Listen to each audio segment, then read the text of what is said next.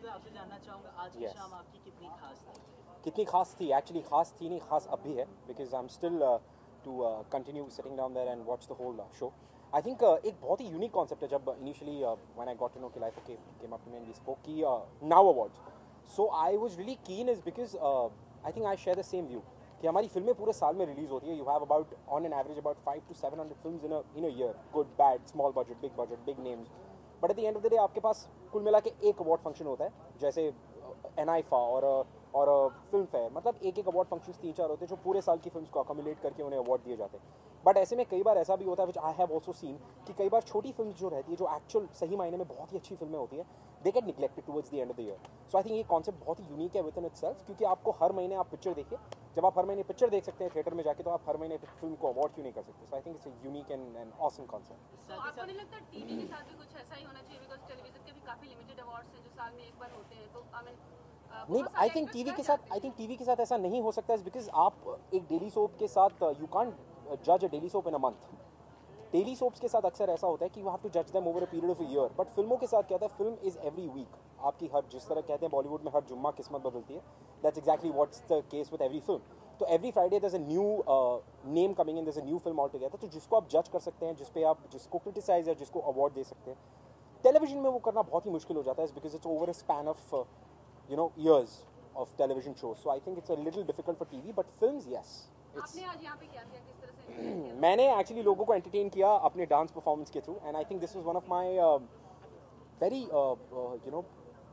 मेरे दिल के बहुत करीब है. One of my loved performances through my years of performing is because मैंने आज after a very very long point of time मैंने आज सिर्फ और सिर्फ डांस किया, from start to end, world mad maniac dancing. So I think बहुत मजा आया. It was super cool. एक आर्टिस्ट के लिए ऋत्विक, यू नो, सबसे स्पेशल मोमेंट क्या होता है? One second, sir wants to go. Sir, please. You want to leave?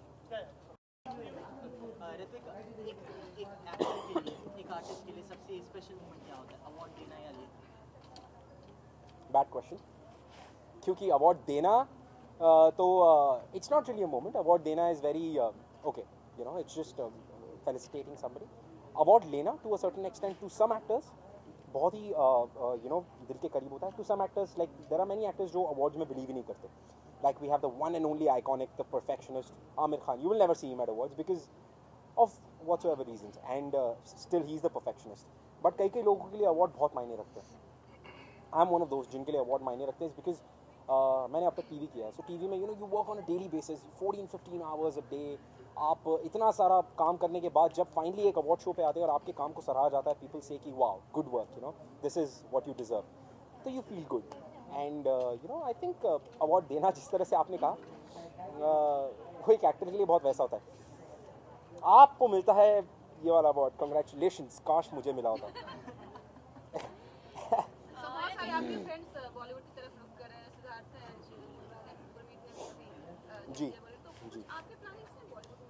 कि देखिए, कई बार क्या होता है ना कि प्लानिंग तो ऑफकोर्स हर किसी एक्टर की रहती है. अगर आप ये सवाल किसी भी एक्टर से पूछें और कोई भी एक्टर आपको कहे मुझे सिर्फ टीवी करना है, फिल्मों में मुझे इंटरेस्ट नहीं है, तो वो झूठ बोलता है. Every actor is very much interested in films, but it's just that कि हर किसी का एक सही समय होता है. सो आई थिंक मेरा वो राइट टाइम जब कभी भी आएगा, एनी टाइम सून, या प्रॉब्लली आ चुका है, यू नेवर नो. बट वो सही टाइम आने पर आपको डेफिनेटली पता चलेगा. So I am of course interested in films, of course, why not. Hrithik, पिछले कुछ समय से बात चल रही है एक मेमोरेंडम साइन करने की प्रोड्यूसर आर्टिस्ट के बीच में, जहां हाँ जी. आर्टिस्ट को 3 साल का कॉन्ट्रैक्ट साइन करने की बात कही जा रही है. हाँ, मैंने भी ये रिसेंटली सुना है. आपका क्या टेक है उस पर? कितना आपको लगता है कि सही है?